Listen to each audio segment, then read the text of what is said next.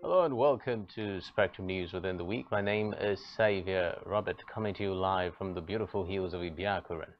Let's take a look at the headlines. President Buhari assures experts of Nigeria's readiness to produce vaccines. Federal government plans bursary for education undergraduates.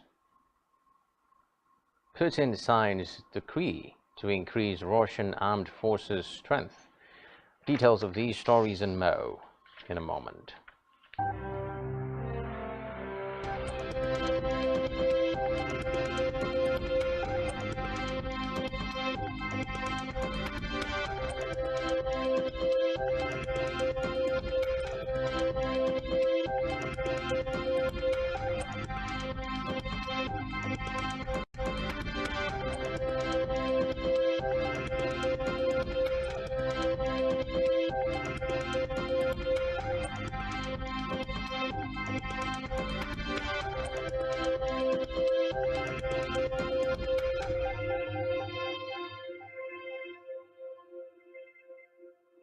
We begin the news this week with a report that President Muhammadu Buhari has assured the German-based mRNA vaccine manufacturer BioNTech of Nigeria's readiness to collaborate towards the local production of the vaccines.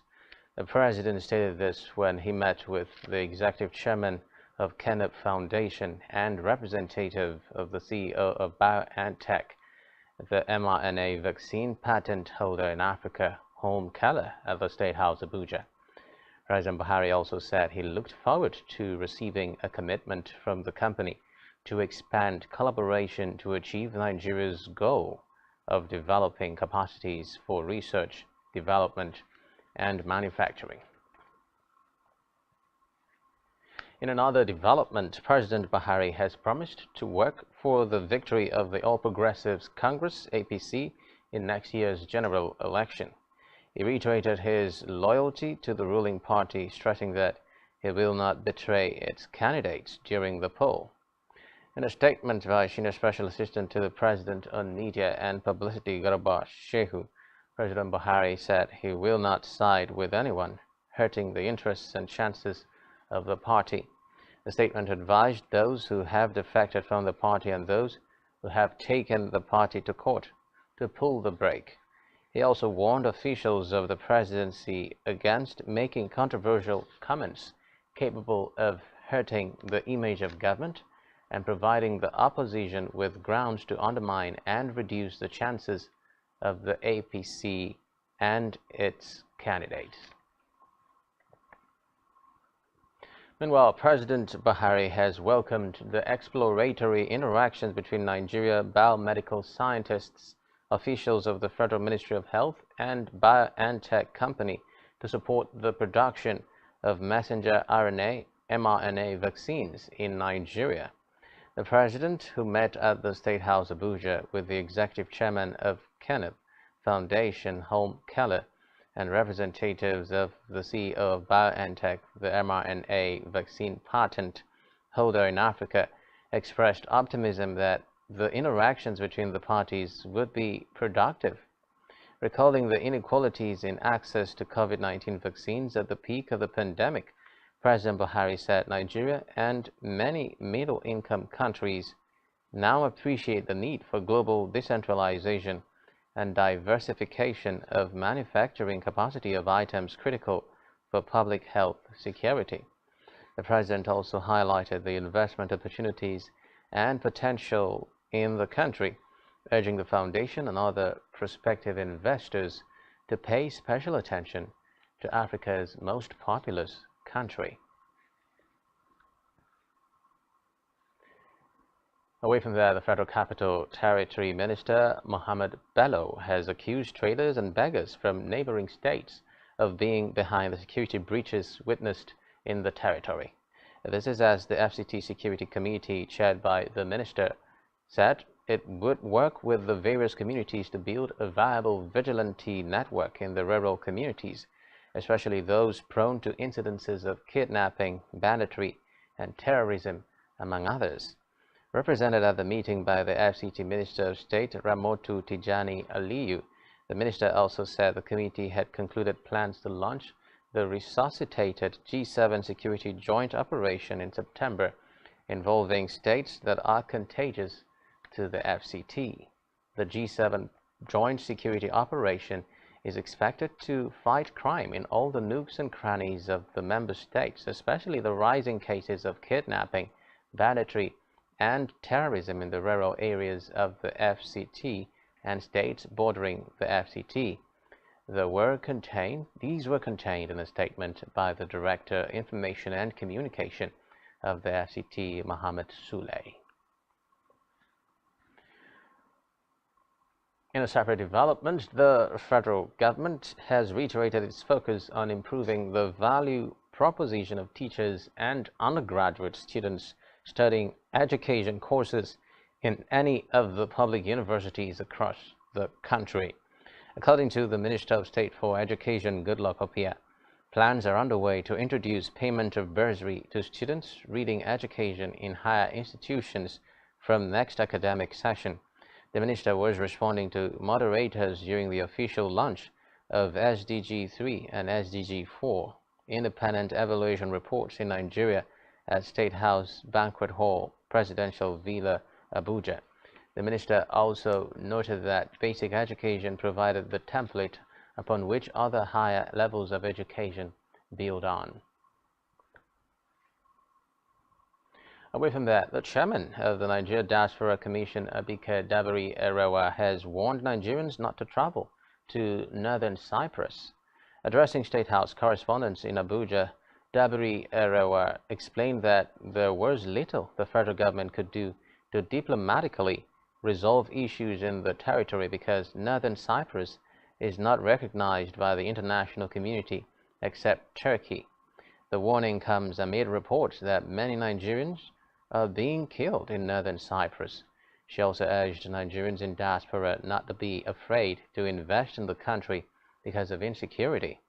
Admitting the country's insecurity challenge is a source of concern, Dabiri-Erewa said it was temporary, assuring of stiff measures currently employed by the federal government to tackle the situation. She also said the Commission had recorded over $20 billion in diaspora remittances for 2021. Cyprus, because honestly it's been a lot of problem on northern Cyprus. So we had youth come and tell us, please tell everybody stop going to northern Cyprus. We did that some time ago and some said, how can you tell people not to go? And I'm saying it again, if you're going to northern Cyprus, think twice about it. Over 20 students have been killed over the years and nothing happened.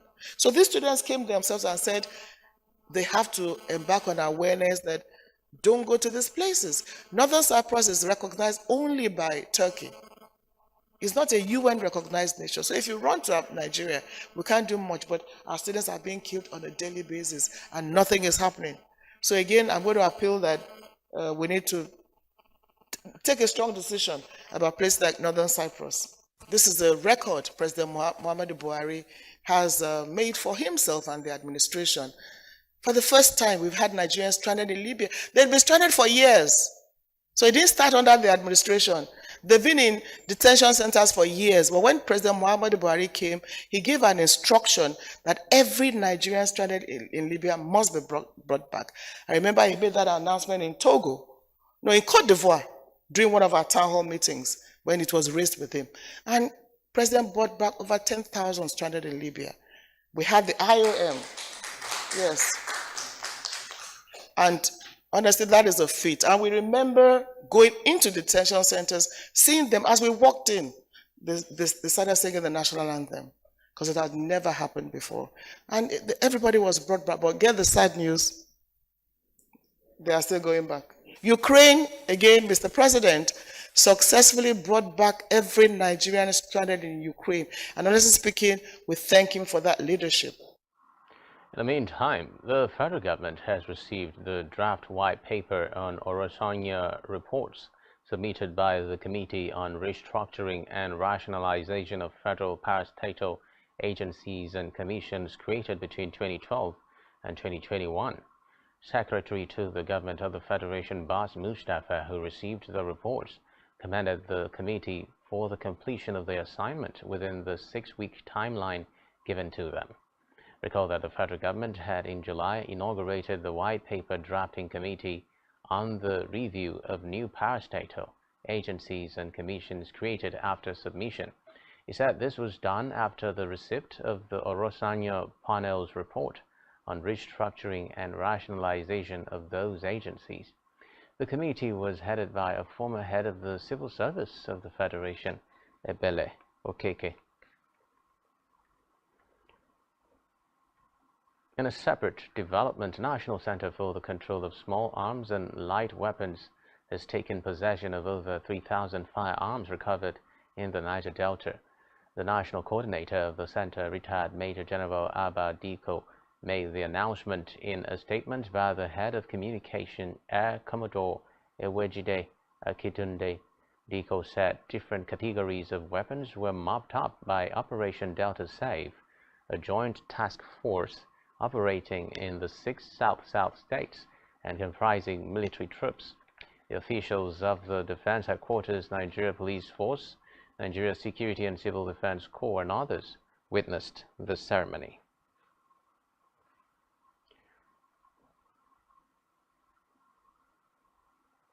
Any person that is not authorized to bear weapons such as this, anywhere we see such, we will engage such a person. And I think I should make it bold that that presidential directive still remains sacrosanct, and we are going to implement it to the letter. Therefore, anybody that knows that he is not entitled to bear any weapon should desist from that.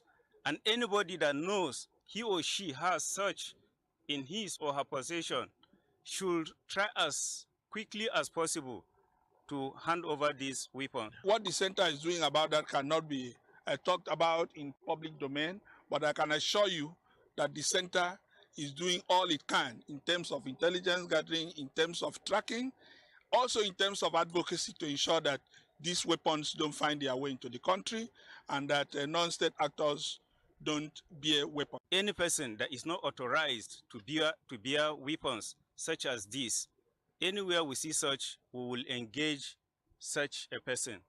And I think I should make...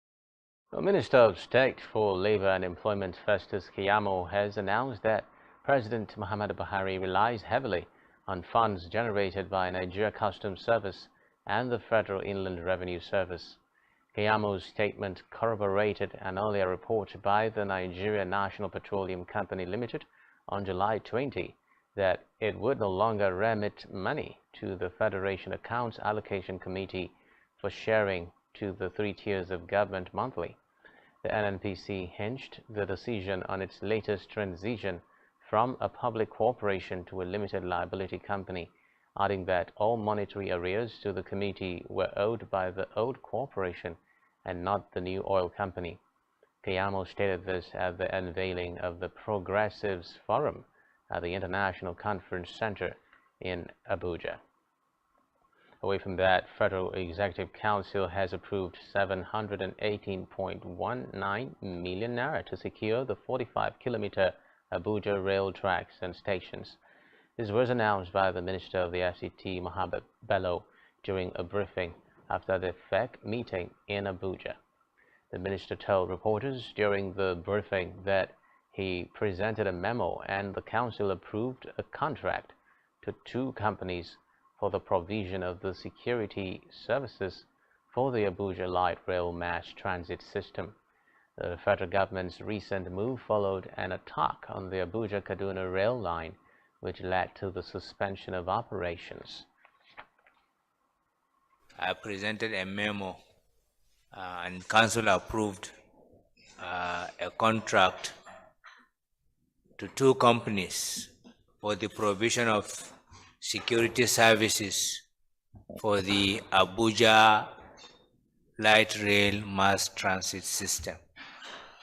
And these companies are Messrs. Ahali Security Guards Limited and Messrs. Sea Guard Security and Protective Company Limited. They are going to provide security to the entire 45 kilometers of track, including 12 stations. And these security services are meant to protect the key infrastructure on the rail tracks, the signaling and communication equipment, as well as the electrical system. Al Ahli Security Guard Limited is going to secure 27.4 kilometers of the track, covering 8 stations at the cost of 407,214,000 naira over a 2-year period, while Seaguard Securities and Protective Company Limited is going to secure 18 kilometers of the rail tracks, including 4 railway stations, and that is at a cost of 310,979,250 naira. Bilateral relations. The governments of Nigeria and Iran have commenced mapping out modalities to increase military diplomatic ties. The nations are working to ensure that the Nigerian armed forces and the Iranian armed forces partner on mutual benefits. Minister of Defense Bashir Magashi, who hosted the Iranian ambassador Mohammed Alibak at the Ministry of Defense headquarters Abuja, said the proposals for improved military ties between Nigeria and Iran was in the interest of both countries. Magashi urged Alibak to come up with implementable templates that would emplace robust engagements between the armed forces of the two countries. Reacting, Ambassador Alibak promised to key into the new plans to attract a win-win outcome, including the Nigerian delegation's visit to Iran for assessment of the fighting equipment being offered to Nigeria on business basis. We move on now to the legislature, where the House of Representatives has summoned the Auditor General of the Federation to appear before it on August 30 for an explanation of fuel subsidy payments between 2013 and 2022. The lawmakers want the Auditor General to provide documentary evidence on the audit carried out on money spent on fuel subsidy by the Nigerian National Petroleum Corporation Limited. The Chairman, Special Ad Hoc Committee investigating the fuel subsidy, Representative Ibrahim Aliyu, issued the notice in Abuja during the scrutiny of documents submitted by the representative of the Accountant General of the Federation, Okolie Abo Sylvia. The committee also expressed the need for the Office of the Accountant General to ensure due diligence by verifying the transaction documents submitted by all government agencies in line with its functions as spelled out in the Act. In a separate development, National Broadcasting Commission has temporarily rescinded its decision to shut down certain broadcast stations over failure to renew their licenses. Recall that a week ago the Commission had issued a shutdown notice to the licenses of DOM media outlets over a debt of 2.66 billion naira. Following the ultimatum, the broadcast body received positive responses from the debtor licensees, including big players in the broadcast industry. This was made known in a communique signed by the Director General, Balarabe Shewi Leila, where he confirmed the decision to put a halt to revoking the licenses of the defaulting media organizations. From the judiciary, Federal High Court sitting in Abakaliki, capital of Ebonyi State, has voided the local government election that took place in the 13 local government areas of the state. Recall that the local government election was conducted on 30th July 2022 by the Ebonyi State Independent National Electoral Commission, EBSIEC. The presiding judge, Fatun Riemann, ruled that the conduct of the Ebonyi local government election was undemocratic and unlawful, and therefore declared it null and void. Speaking to journalists in Abakaliki, the counsel to the plaintiff Mudi Ehenedi commended the Federal High Court for upholding justice in Ebonyi State.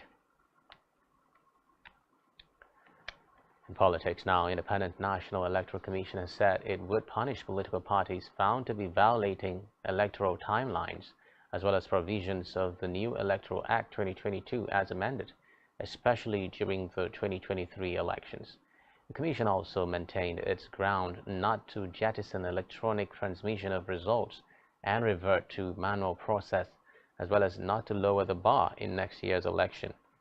INEC National Commissioner and Chairman of Information and Voter Education Committee Festus Okoye made the clarification during a post-election roundtable and public presentation of the final report on the observation of 2022 Ekiti and Osun governorship election. Away from that, National Emergency Management Agency NEMA has warned riverine communities in Niger State to start relocating to higher grounds to avert the impending flood. It also urged residents of the state to clear their drainages to ensure the free flow of water. The head of NEMA Mina Operations Office, Zainab Saidu, gave the warning in a statement in Mina. Saidu said it was expedient for members of riverine communities to start moving to higher grounds because consistent rainfall would increase the water levels of different rivers across the state. She explained that the call became necessary following the 2022 seasonal climate prediction that forecasted normal to above normal amounts of rainfall across the country. In education, National Association of Academic Technologists has suspended its nationwide strike for 3 months. This action follows the earlier suspension of strike by the Senior Staff Association of Nigerian Universities, SANU, and the Non-Academic Staff Union of University and Allied Institutions, NASU. National President of the association, Ibeji Nwokoma, made this known while addressing newsmen after the National Executive Council meeting of the union in Abuja. Nwokoma said the association had embarked on the strike on March 21 to press home its demands. The association's president said the union was able to secure commitments and resolutions on some of its demands following a robust engagement with the government, even as it rejected the no work, no pay policy of the federal government. NAT therefore calls and appeals by well-meaning Nigerians, students, parents, and other critical stakeholders, NEC in session, in the interest of the nation, unanimously resolve to suspend the ongoing strike action for 3 months to enable government address all the issues at stake, effective, I repeat, effective from midnight of Friday, 26 August 2022. By this development, all NAC members in tertiary institutions are directed to resume work with effect from the date stated above. On the federal government of Nigeria position to invoke the no work, no pay rule, NAC totally rejects this in its entirety, as we are not the architects of the prolonged strike action, but rather FGS failure to address all the contending issues promptly. It will be noted that NAT complied with all laid-down procedures before embarking on the industrial action. Therefore, NAT demands in strong terms the payment of our withheld salaries without delay. Still in education, President of the Academic Staff Union of Universities, ASU Emmanuel Osodeke, has described state-owned universities opting out of the ongoing industrial action as quacks. He stated this during a televised interview. Osodeke said state universities planning to resume lectures were not members of ASU, except Lagos State University.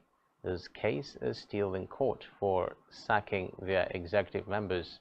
However, the president of ASU had debunked this position.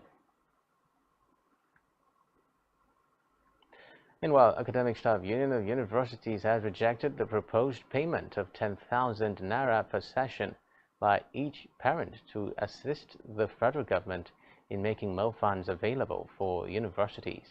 It could be recalled that the National Parent-Teacher Association of Nigeria had proposed the levy and sought an audience with the government over the lingering strike by ASU. Reacting to the proposed levy, ASU's national president, Professor Emmanuel Osodeke, said the parents should intervene by joining the body in mounting pressure on the federal government. Osodeke made the call while speaking during a televised interview. In a related development, members of the Joint Action Committee of Non-Academic Staff Union and Senior Staff Association of Nigeria Universities, University of Lagos branch, have booed and thrown sachets of water at their leaders who addressed them during a protest. Recall that the leadership of Joint Action Committee of SANU and NASU had in a statement asked all its members nationwide to resume work. However, the UNILAG branch members protested the suspension of the strike, with the crisis escalating when some of the protesters chased away their executives and attempted to beat them up. Some members of the committee who spoke with newsmen said a congress was supposed to be held before the suspension of the strike. Now, the Joint Union Congress of the Police Service Commission (PSC) has issued a notice of indefinite strike to the management of the commission over a breach of agreement addressing newsmen. Chairman of the Joint Service Union (PSC) chapter Adoyi noted that the strike will commence on Monday, August 29. The notice is coming amid disagreements between workers of the commission.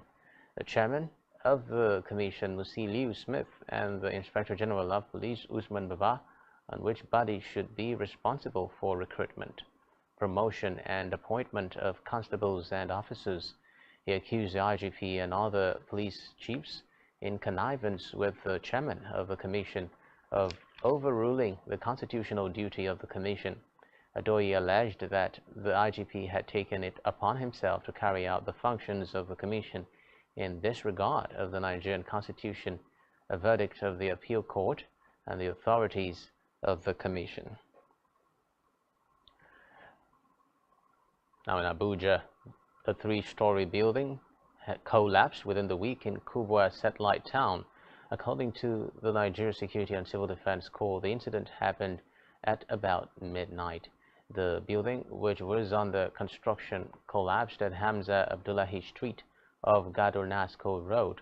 Some persons have been rescued with serious injuries and taken to the general hospital, while reports say 2 dead bodies had been recovered. To Taraba State now, where the State House of Assembly has screened 8 commissioner nominees. The House, during the plenary chaired by Speaker Joseph Kunini, also screened 16 persons nominated to take over leadership of the 16 local government councils as caretaker chairman. Councillor nominees were also screened. The Assembly acted on an executive communication from Governor Darius Ishaku seeking approval of the lawmakers to swear in the nominees as commissioners, caretaker chairman, with their deputies and councillors. Back here, the head voter education and publicity for the Independent National Electoral Commission (INEC) in Akwa Ibom State, Odaro Aisian, has shared some insights on developments in the commission ahead of the forthcoming 2023 general elections. Speaking with Spectrum Television, Aisian said the numerical turnout for voter registration in Akwa Ibom State this year had been enormous in comparison with last year's response. A correspondent has this report. For voter education and publicity in Akwa Ibom State has enlightened the public on voter registration engagements and developments in the state. ASEAN has emphasized that the voter registration response in Akwa Ibom State is much higher than some states in the country. A total of just over 244,000 registrants. But that's not a final figure anyway, because many of the registrations might be invalidated for a number of reasons, maybe multiple registration and so on. But so as soon as we get the final figures, we'll let the public know. We had about 2.19 million voters statewide in Akwa Ibom State. So by the time you add this new figure of just about 240,000, you might end up with something like 2.4 million thereabouts for the state. Yes. ASEAN has also asserted that the electoral collation process will be carried out manually and electronically with the enhancement of technology. It will be both electronic and manual. So that once results emanate from the polling units, they'll be sent to the server. They go to the cloud, so the public can access these results. He further reinstated the Commission's preparedness for the 2023 general elections, stating that amidst challenges with regards to logistics operations, INEC is set to ensure hitch-free elections in Akwa Ibom State. The Commission is very prepared. There'll be lots of logistical challenges and all that, but the Commission is prepared. As you know, there are lots of novelties brought into the electoral process, the IVED, the BVAS. So technology will play a very big role. Praise Chinwe, reporting for Spectrum Television. Still to come in the news. Manufacturers Association of Nigeria says forex, power, taxes hurting manufacturing sector. Do stay with us.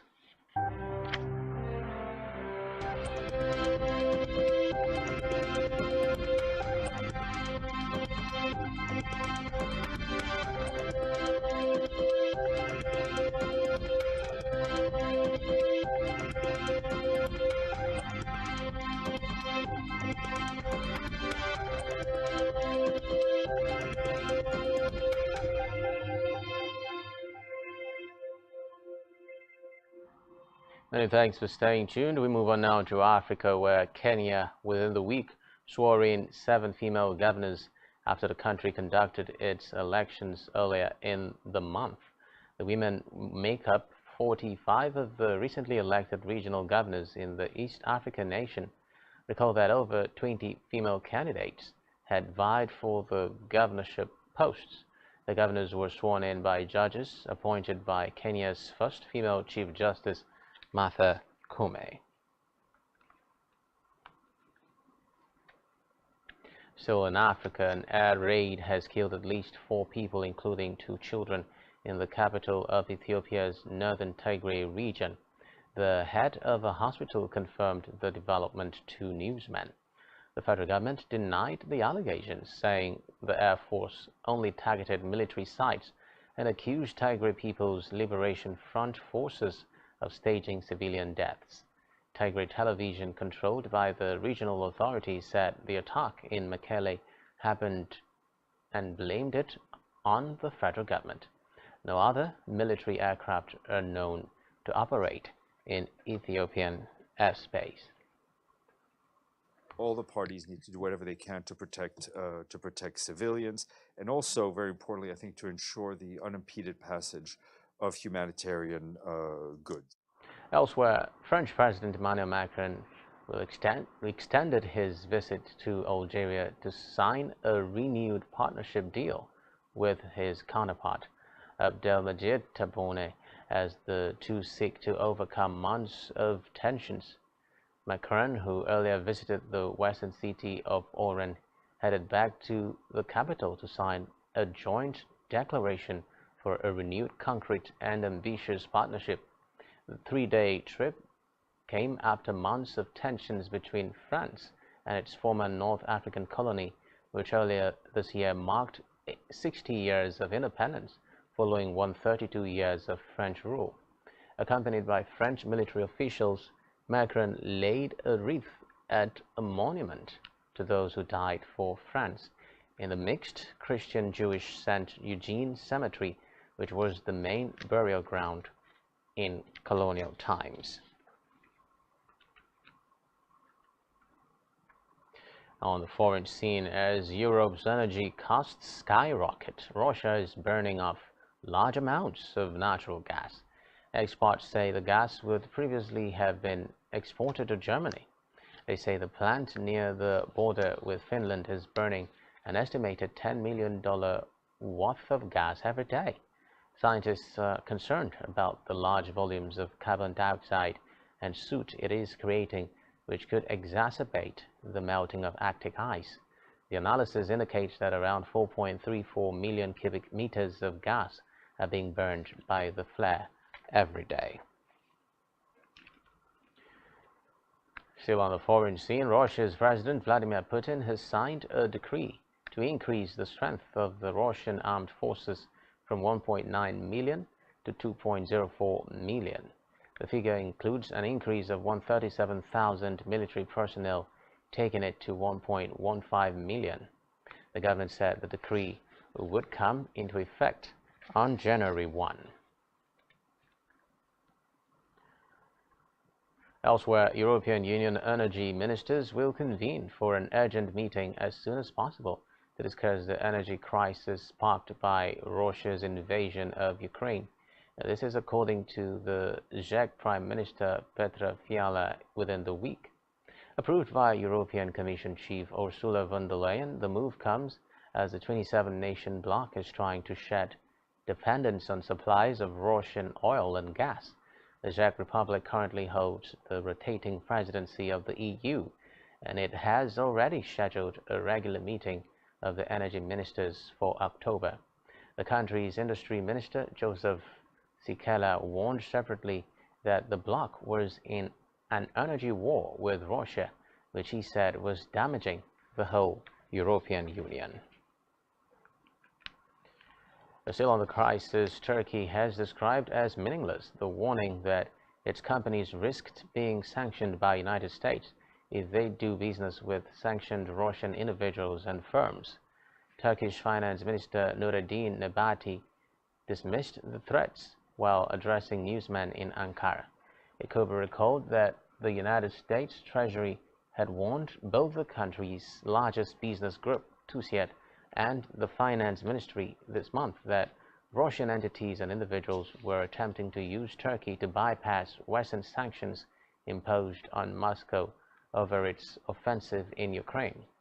Some Turkish firms have purchased or sought to buy Russian assets from Western partners, pulling back from the country, while others maintain large assets there. Ankara has repeated that Western sanctions will not be circumvented in Turkey. In another development, United Nations Human Rights Chief Michelle Bachelet has admitted to tremendous pressure over a long-delayed report on China's Xinjiang region, where Beijing stands accused of detaining more than 1 million Uyghurs and other Muslim minorities. Bachelet has repeatedly said she will publish a report on the rights situation in Xinjiang before her term ends on August 31. During her final press conference as UN High Commissioner for Human Rights, Bachelet said the group was trying very hard to execute the promise. She, however, added that there was uncertainty over when the report would appear, as her office was under tremendous pressure to publish or not to publish. The UN Rights Chief said the bloc had received substantial input from the government of China that will need to be carefully reviewed, as done with every other report from any country. She said she received a letter signed by countries including North Korea, Venezuela, and Cuba, asking for the non-publication of the report, which has been repeatedly delayed, adding that the inquiries about the report had been non-stop. In our business news, the Manufacturers Association of Nigeria (MAN) has identified the shortage of foreign exchange, poor electricity supply, high lending interest rates, multiple taxes and levies as some of the challenges confronting the sector. Chairman MAN Edo Delta Branch Okwara Udensi said this at the 36th Annual General Meeting of the association in Benin City.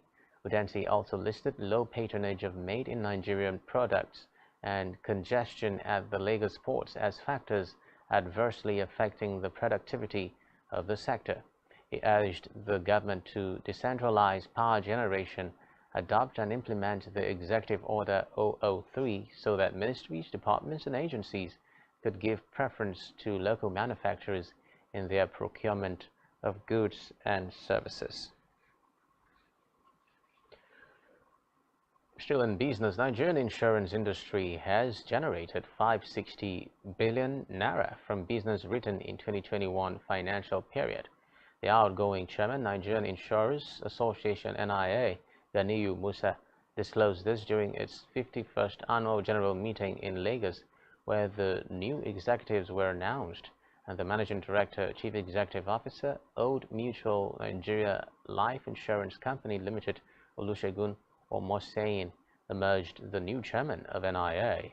He said, notwithstanding these challenges, the insurance industry continues to perform its statutory role of financial intermediation and business restoration, as the association, in collaboration with the National Insurance Commission, had embarked on various initiatives to deepen insurance penetration. Musa said the initiatives such as financial inclusion, micro-insurance, the association's NIIP initiative, and other strategic market development initiatives were expected to increase insurance uptake by the public.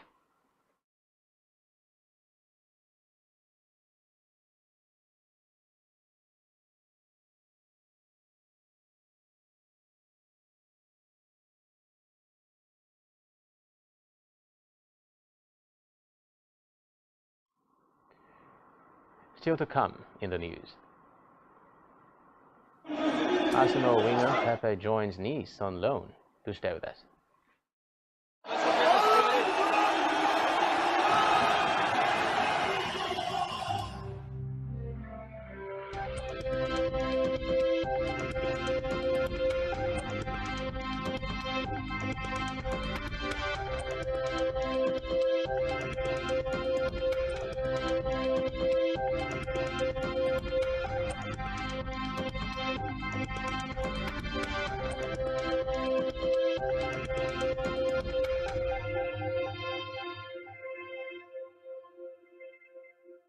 Many thanks for staying tuned. Now in health, where the Minister of Health, Dr. Sajay Hanire, has decried the high dependency on the importation of health goods in the African region. Hanire, who stated this at the ongoing 72nd session of the World Health Organization Regional Committee for Africa in Lomé, Togo, noted that there was a need to increase the manufacturing capacity in Africa. In a statement signed by the Deputy Director and Head Media and Publicity of the Federal Ministry of Health, Amadou Chindaya, the minister said the journey so far had not been easy for the sub-region due to high dependency on imported goods. He further stated that Nigeria was among the countries still recovering from the social and economic impact of the COVID-19 pandemic. Chindaya, however, said the country was working to strengthen public health security for better preparedness for future challenges and improve routine health care towards achieving universal health coverage. Now in sports, Ivory Coast international Nicolas Pepe has been loaned from Premier League club Arsenal to Nice on a one-year deal. The French Riviera side had made this known on Thursday. Pepe joined Arsenal from Lille in a blockbuster €80 million deal in August 2019 and has played 111 times for the Gunners. There is no purchase clause in the loan deal, and the 27-year-old may return to London next season.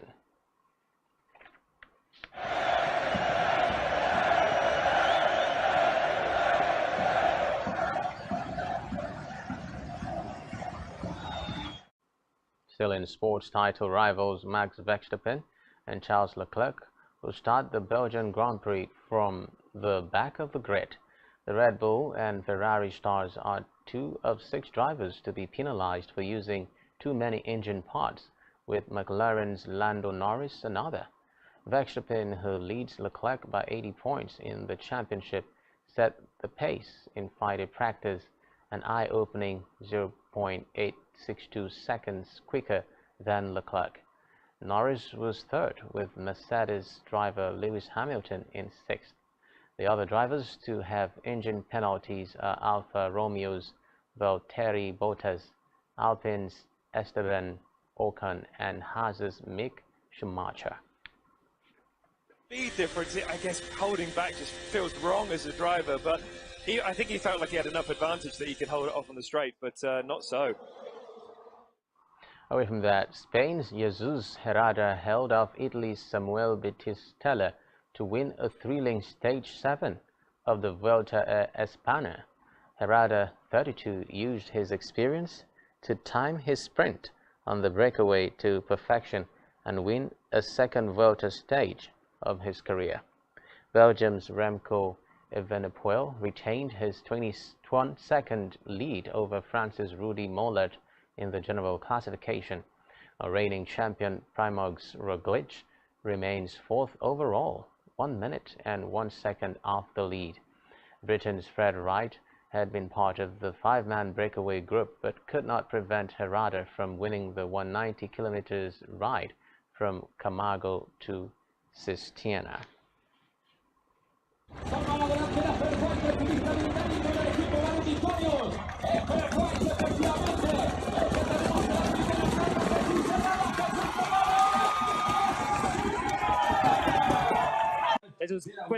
Now on entertainment, the United States Attorney's Office for Central District of California, Los Angeles, has confirmed that internet fraudster Ramon Abbas, popularly known as Hush Puppy, will be sentenced on September 21, 2022.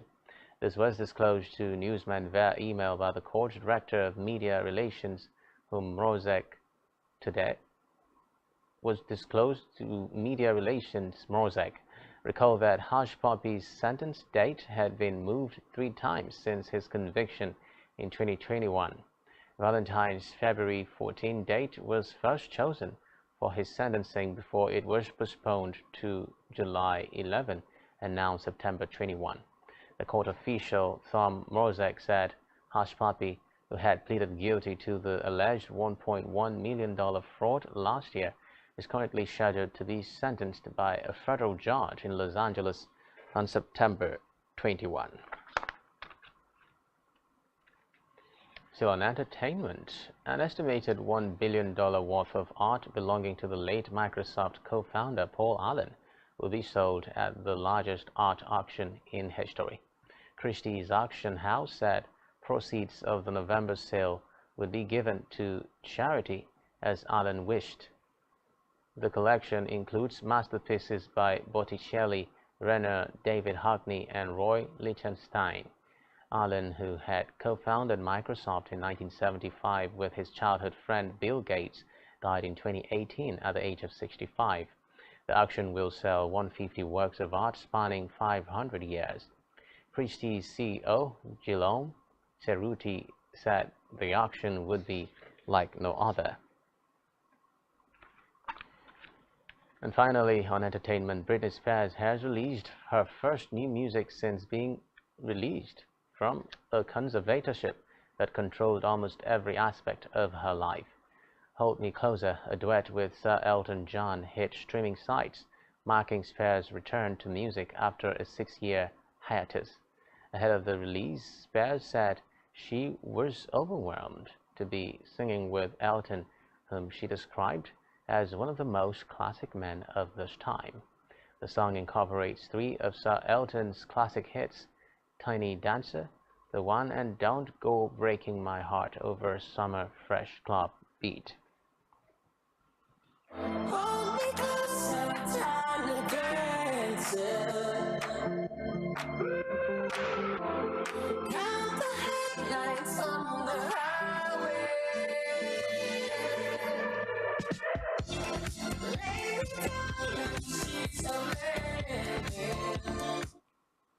And that's all we have for you at this time. Do ensure to follow us on social media and subscribe to our YouTube channel, all of which you can find on our website, spectrumtv.ng. You have been watching Spectrum News this week. My name is Xavier Robert. Do enjoy the rest of your weekend. Bye-bye.